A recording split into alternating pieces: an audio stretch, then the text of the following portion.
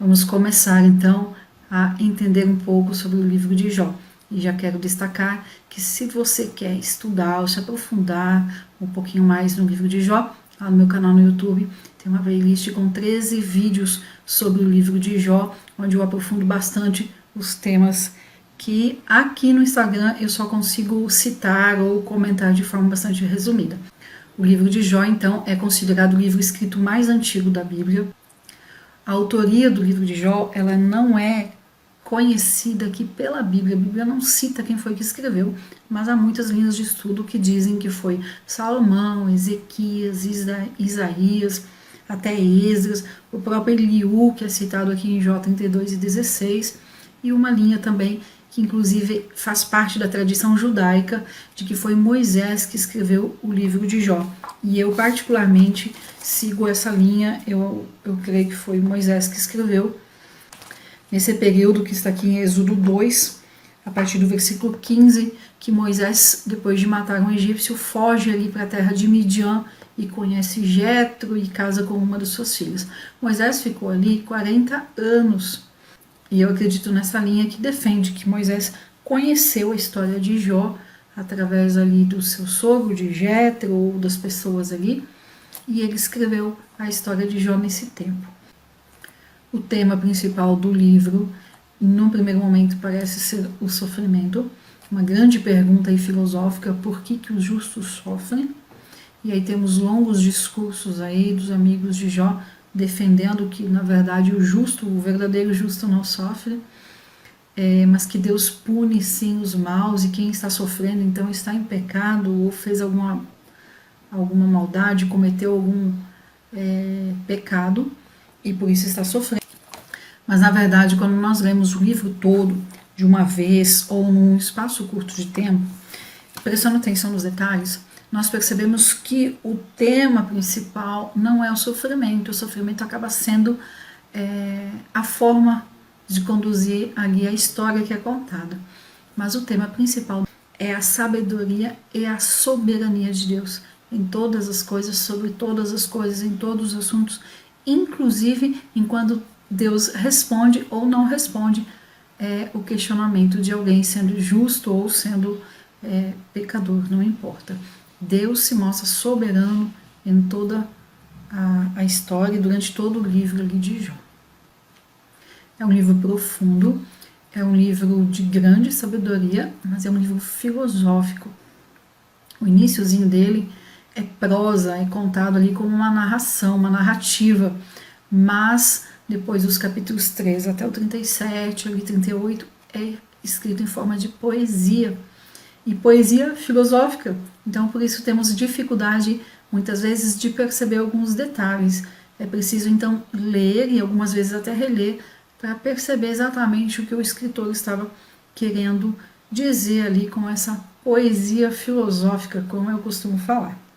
Eu gosto de dividir o livro em 4 partes: prólogo, que é de 1 em 1 até 2:13, depois os discursos, vai do capítulo 13 até o capítulo 37.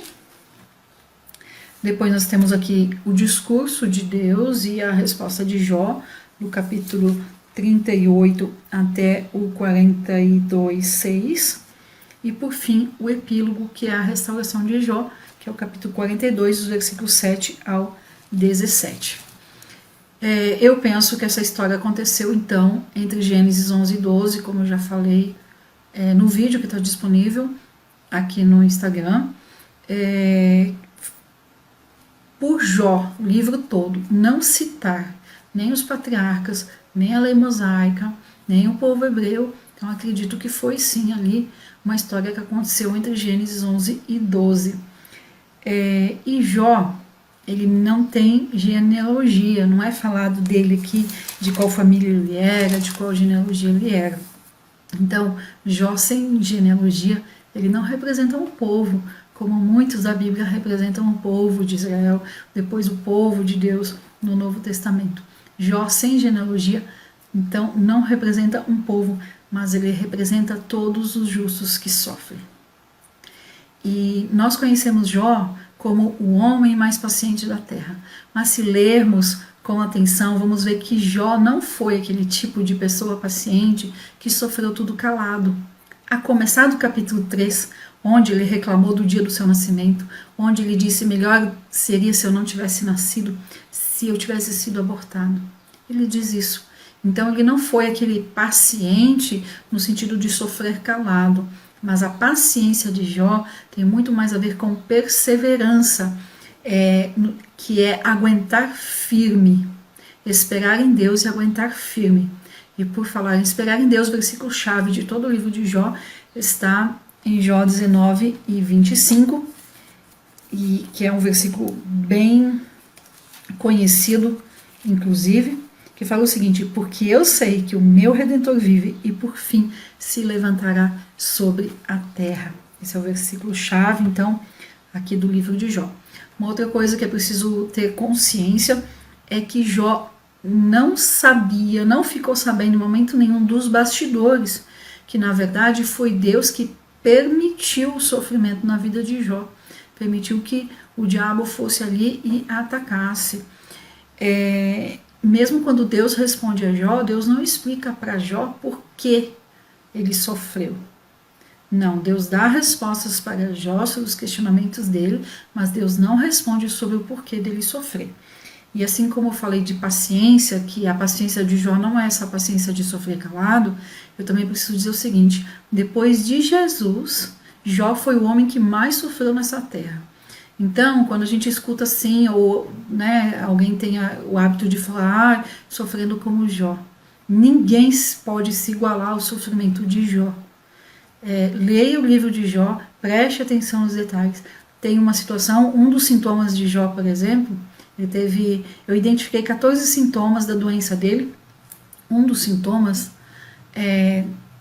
eram vermes comendo ali a carne, vermes nas feridas de Jó. E então é muito difícil hoje, por mais que eu já tenha lido, já tenha buscado, não há ninguém mais que sofreu como Jó, da forma como ele sofreu. Ele perdeu 10 filhos de uma vez só, ele perdeu tudo que ele tinha, perdeu ali o respeito dos amigos, o que era de mais importante na época de Jó, que era o nome, a honra, a cultura da honra, como é chamado, ele perdeu isso, porque ele foi acusado pelos amigos. Então, Jó perdeu em todas as áreas de sua vida. Ele só não perdeu a fé em Deus. Então, depois de Jesus, Jó foi o homem que mais sofreu na terra. E temos que ter cuidado ao falar que estamos sofrendo como Jó, porque é muito difícil, como eu já disse, ter alguém que possa sofrer como Jó.